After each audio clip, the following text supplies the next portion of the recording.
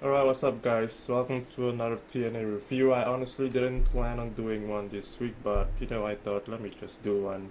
So I'm just gonna do this real quick. It's probably gonna be a short review. So let's get this over with. The show opens up with a Jeff Hardy and Matt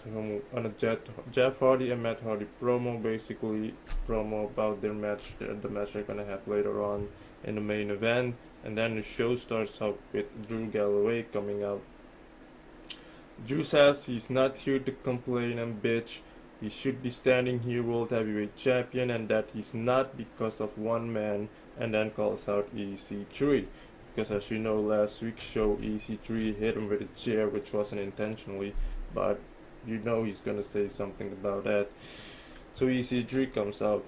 Then EC3 says he had no intention causing Drew his title match, and that if he's looking for someone to blame, and it happens to be EC3, then he's sorry. Then Drew says he's not looking to blame him, he's looking to fight him, and that EC3 did what EC3 did because he wanted the title shot.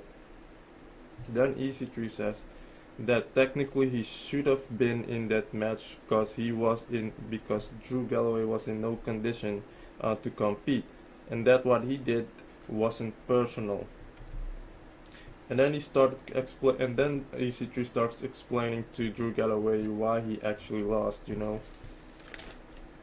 Then Drew starts getting really pissed and tells him that EC3 should be thanking him because he busted his ass defending the title all around the world, trying to elevate the company. Because if you watch the tweet, or if you watch Evolve Wrestling for that matter, then you would know that he really does defend the title in certain companies like ICW in Scotland and Evolve and other promotions. And then the two go back and forth, and then Lashley comes out. Lashley says he spoke to TNA management and that they settled this. That the two need to do a tag team match. Drew and EC3 tag, and if they win, they get a title shot. If they lose, they get to go back to the back of the line, and then he doesn't have to deal with the two anymore. And then he says whoever he chooses is his partner, and that if he and his partner win, his partner gets the title shot.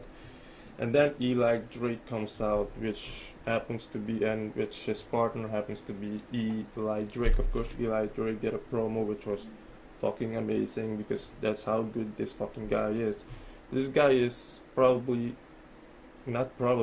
is the number one guy in TNA right now with the best mic skills. And then you also have like Rockstar Spot. You can even throw Rosemary in there, who's really good on the microphone. But Eli Drake right now is literally definitely that guy with the best mic skills. Ken Anderson has nothing on this guy. Eli Drake is just the best when it comes to mic work. They need to have him do promos every fucking week. You just want to listen to this guy. That's how good this guy is. He doesn't put you to sleep or anything like that. He ain't a Roman Reigns that trips over his words or says the same fucking thing every time. But that match happened right away. So we got our first match, which was Eli Drake with Lashley against EC3 and Drew Galloway. Of course, we already knew that Drew and EC3 wouldn't get along, but the match was okay. It didn't bore me to death, at least. But Drew Galloway got the win, so I'm guessing they get a title shot. That was the first segment. After that, we get a backstage segment with DK doing a promo where they talk about someone that's deranged and beautiful. When Rosemary said deranged, that's when I knew it had to be Bram, because they always use that word deranged whenever it had to do with Bram, or in this or in EY, but EY isn't a company anymore, so it had to be Bram. After that, we had a backstage segment which featured Lashley and Drew Galloway, just a little confrontation the two had. And then after that, we get an in-ring segment with DK. Then Rosemary says they want the same things and crave the same thing. We are the death dealers, and for most, death is all we offer. But there is one soul for whom we want to offer life. And then she calls out Bram. Then Rosemary tells Bram she wants him to trust them, and the answer is decay. I'm gonna keep this segment really short. Then Bram says he has so many questions, he wants answers, but every time, but Rosemary basically just gives Rosemary gives him his answer by saying decay, so pretty much all his answers are decay. Then Bram starts hitting on Rosemary, telling her how she's hot and this and that, but then tells her that he's no fool and that he doesn't need anyone and that he doesn't do makeup, you know. And so Rosemary of course got pissed, got all in his face, and then they started beating him. Racist T spit the mist in his face, and then they start beating him. So I'm guessing we have a feud right there with Decay and Bram. So we'll have to see how it all turns out. After that, we get a backstage segment with Lashley and EC3, also another confrontation between the two. And then after that, we have a knockouts match with Jade versus Marty Bell. Because if you remember last week, Marty Bell, I think it was last week, right? Yeah, last week, where Marty Bell hit Jade and cost her the title. So we have like a feud between these two now. Marty Bell isn't the type of girl or wrestler that would like really amaze you with her wrestling skills. She's just a decent wrestler, but she's not the type that would like give you do something that will make you go wow. You know, she doesn't really have that wow effect. And in terms of her wrestling, she has the wow effect, as in she's hot, because she really is hot. But her wrestling is decent enough, you know. But it was an okay match. Jade got the win, obviously. So, but I don't think this feud is far from over. We will definitely see a few more matches between the two. No, I'm sorry, Marty got the win. I'm sorry, because he used that thing again. Sorry.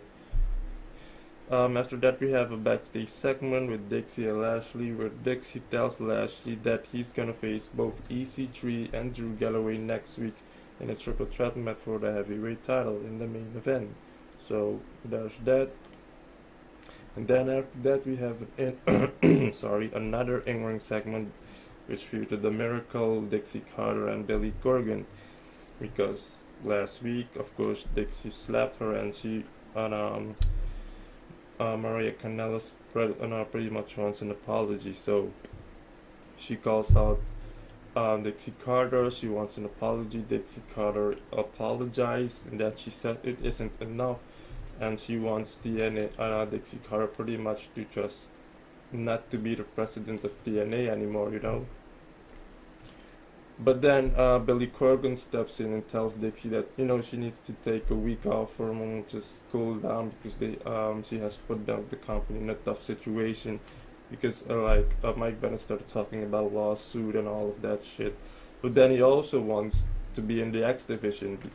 So Billy Corgan gives him that, which is and makes him face Eddie Edwards. That match happened right away, and it was at this moment where I was like, huh? Where it didn't really make sense to me, because here's the thing. I get what they're trying to do, you know, but in my opinion, honestly, they're rushing it way too much with this Mike Bennett thing, because they're trying really hard. They're rushing it to put Mike Bennett into the heavyweight picture, you know, which is fine, but they're rushing way too much. It's like they're trying too hard, you know. Because then he had the match with Eddie Edwards, you know, then he won, not even clean. Of course he had Maria help him out.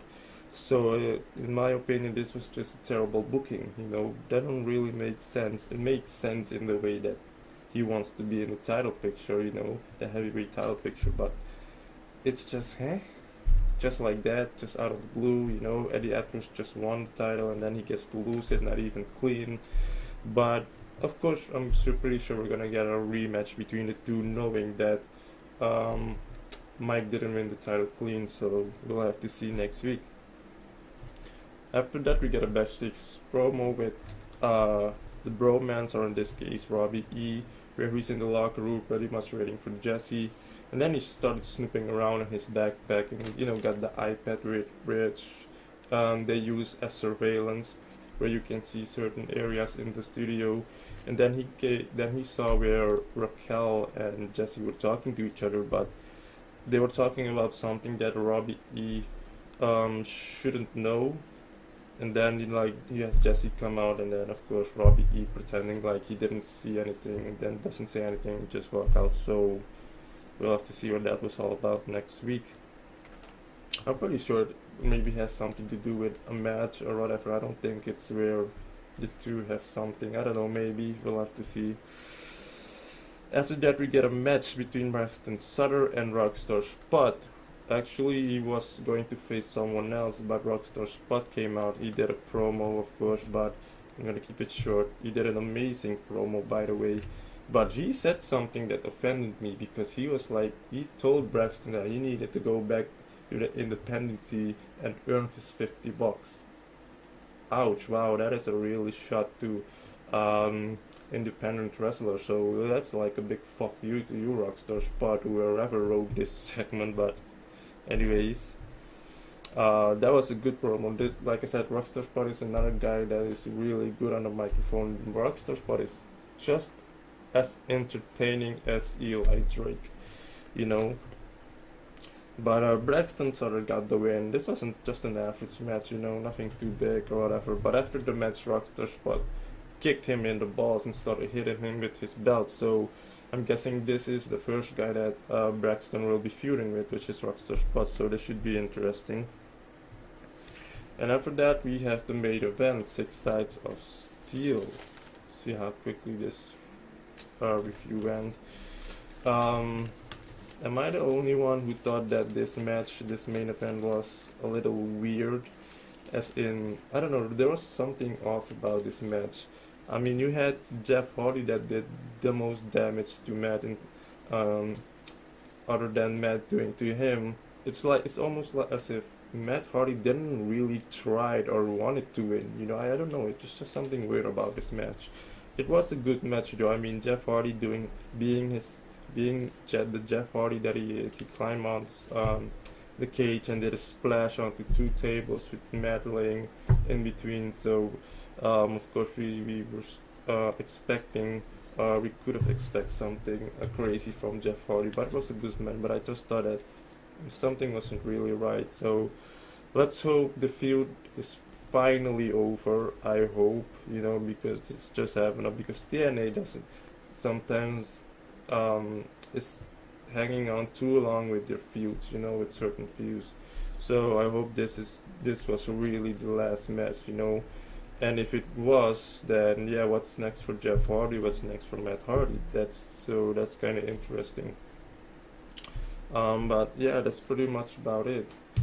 Let me know what you think. Hit the like button if you like my review, subscribe if you feel like it, so you can be up to date whenever I upload something, and I will see you next week hopefully, because I wasn't really feeling myself this week, so I just thought this review is short, quick, and whatever. So see you next week, guys, and stay supporting the company, stay supporting indie wrestling.